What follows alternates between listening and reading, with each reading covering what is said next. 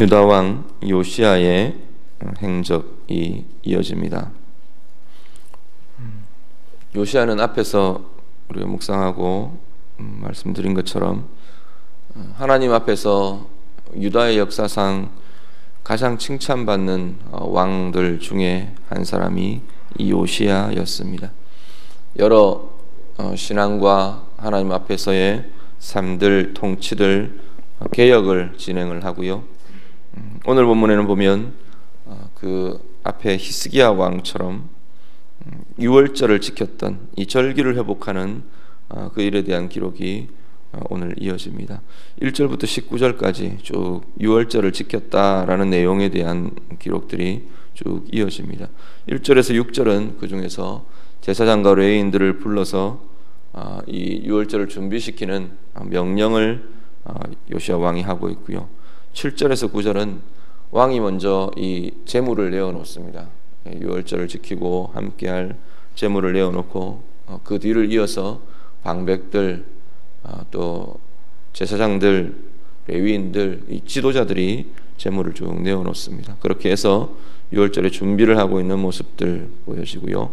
10절 이후에 유월절을 양을 잡고 절기를 지키는 그 내용들이 쭉 이어지면서 기록됩니다.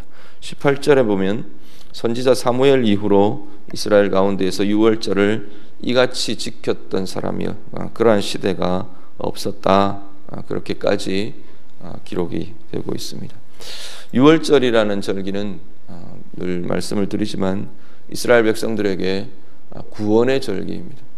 하나님께서 애굽의 노예로 붙들려 있던 자기들을 이끌어내시고 애굽을 치심으로, 하나님의 권능의 손이 애굽을 치심으로 이들을 구원해내고 이제는 하나님의 백성이 되고 하나님의 자녀들이 되게 한 그 사실을 이스라엘이 대대로 기억하고 묵상하고 돌아보고 기뻐하고 즐거워하던 절기가 유월절이었습니다. 유월절의 절기가 그쳐졌다라는 이야기는 하나님 앞에서 구원의 기쁨과 구원의 감격이 사라졌다라는 것으로도 볼 수 있고요. 하나님 자녀됨, 하나님의 백성됨이라는 이 의미들이 이스라엘 가운데에서 퇴색되었다라고도 볼 수 있습니다. 이 절기를 회복했다는 이야기는 다시금 하나님 앞에서 구원의 감격, 구원의 기쁨, 하나님 자녀된, 하나님의 백성된 기쁨과 감사가 회복되었다라는 의미로 볼 수 있습니다. 오늘 우리들에게 구원이라는 것은 그냥 예수 믿고 내가 구원받았다, 하나님의 자녀됐다, 그것으로 끝나는 것이 아니고요. 이 구원의 의미들이란 건 매일매일 우리의 삶에서 이 구원의 기쁨과 구원의 감격은 평생 새롭게 되고 회복되어야 되는 것들입니다. 날마다 주님 안에서 우리가 누려져야 하고 우리의 입술로 고백되어야 하고 우리의 영으로, 우리의 삶으로 누려져야 하는 자리가 바로 구원의 기쁨, 구원의 감격의 자리라는 것입니다. 이것이 회복되고 이것이 하나님 앞에서 매일매일 새로워질 수 있다면 우리는 평생의 매일의 삶이 우리의 영혼에 이 구원의 힘이 있고 즐거움이 있고 감격과 기쁨이 있는 진정한 은혜의 힘을 덧입으며 살아갈 수 있는 그러한 삶이 될 줄 믿습니다. 오늘 하루 우리의 삶 가운데 하나님 앞에서 우리 또한 이 구원의 즐거움, 구원의 기쁨, 하나님의 자녀된 행복이, 그 기쁨이 오늘 우리 가운데 있으시기를 간절히 바랍니다. 그리고 20절부터 27절은 요시야 왕의 전사의 장면이 이어집니다.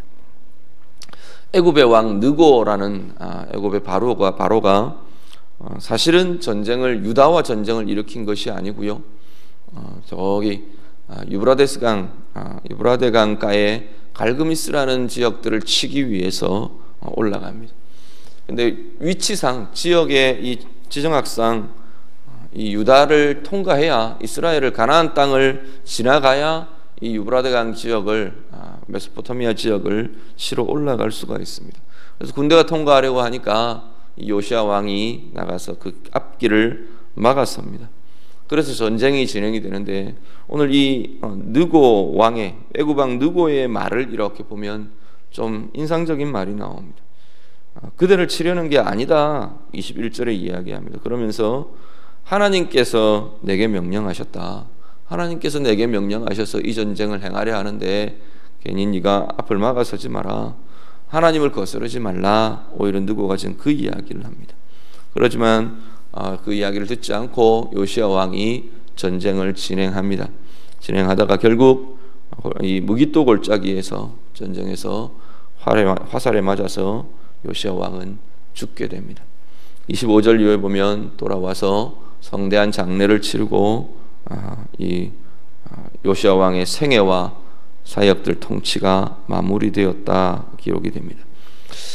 이 본문을 대하면서 이걸 어떻게 볼 거냐 고민들이 좀 생깁니다. 근데 성경에 어디에도 요시야 왕이 이 전쟁을 치른 것에 대해서 잘못했다 평하지는 않습니다.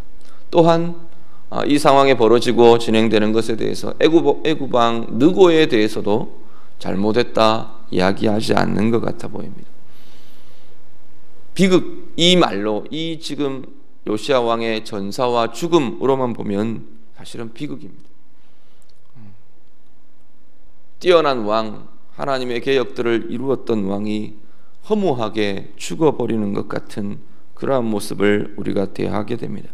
그런데 앞부분에 35장의 내용들을 보면 분명히 하나님은 요시야에게 뭐라고 말하느냐 하면 이제 유다가 멸망할 건데 심판의 날, 재앙의 날, 비극의 날이 임할 텐데 요시야 너는 그 비극과 그 재앙을 보지 않고 하나님께로 그 생애를 마무리하게 될 거다라는 예언을 요시야에게 들려줍니다.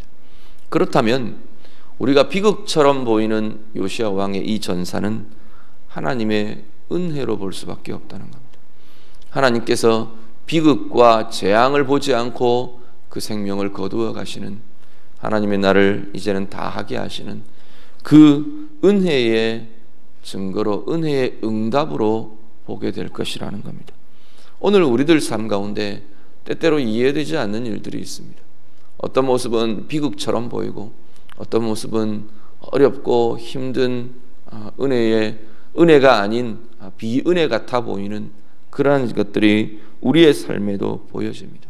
그런데 하나님 입장에서 볼 때 이건 다른 시각으로 보게 된다는 겁니다. 하나님은 요시야 왕의 죽음을 하나님의 은혜라고 말하십니다. 하나님의 긍휼이라고 말하십니다. 오늘 우리의 삶 가운데 우리의 욕심, 우리의 시선, 우리의 관점에서만 보는 것이 아니고 하나님의 시각에서 우리에게 주어져 있는 시간들이 어떤 것들인가 보실 수 있기를 바랍니다. 눈에 보이는 상황만이 아니라 더 길게 하나님의 안목으로 하나님의 의도로 길게 볼 수 있고 하나님의 그 시선으로 우리의 삶, 우리의 모든 것들을 볼 수 있는 눈이 우리 가운데 있으시기를 간절히 바랍니다. 말씀 정리합니다. 오늘 우리의 삶 가운데 구원의 회복들, 구원의 기쁨들, 구원의 감격이 우리 자신과 우리의 가족들과 우리의 삶에 누려지시는 은혜의 삶이 우리 가운데 있으시기를 간절히 바랍니다. 그리고 우리의 삶에 대한, 우리의 삶의 상황에 대한 우리의 시선이 그냥 인간적인 시각들만이 아니고 하나님 앞에서 하나님이 보시기에 어떤 것인지 하나님의 시선으로 보는 은혜를 볼 수 있고 하나님의 긍휼을 볼 수 있는 시선이 우리들의 시선들, 우리들의 삶의 눈들 다 될 수 있기를 우리 주님 이름으로 축복합니다. 같이 기도하겠습니다. 오늘 말씀 기억하시면서 오늘 우리의 삶을 두고 하나님께서 원하시는 게 무엇인가, 6월절 절기를 회복하던 이 요시야 왕과 유다 백성들처럼 오늘 우리 안에 구원의 기쁨과 감격, 즐거움이, 그 참된 행복이 하나님 내 삶 가운데 우리의 가정에 진정으로 회복되기를 원합니다. 우리 같이 기도하시고요. 하나님의 눈으로 우리의 삶의 상황들을 보면서 하나님의 은혜들 감사하고 기뻐하고 하나님 앞에 고백할 수 있는 시간들이 있으시기를 바라고, 하나님의 눈으로 볼 수 있는 그 삶이 하나님 내 가운데 더 힘있고 회복되기를 원합니다. 우리 같이 기도하시기를 바랍니다. 우리 메르스 사태를 두고 기도해 주시고요. 나라와 민족 위해서, 이 강릉 지역 위해서 특별히 같이 기도해 주시기 바랍니다. 이 모든 것들의 여파로 경제가 침체되고 묶이고 눌리지 않도록 하나님께서 그 모든 자리에도 회복과 은혜의 자리들 하나님 허락해 주십시오. 우리 같이 기도해 주시고요. 우리 메르스 때문에 고통당하는 모든 이들 위해서 같이 기도해 주시기 바랍니다. 그리고 격리되어 있고 여러 가지 어려움들을 겪는 모든 이들 위해서 우리 같이 기도해 주시고 나라와 민족의 교회 위해서 자유롭게 기도하시다가 돌아가시기 바랍니다. 같이 기도합니다. 기도하겠습니다.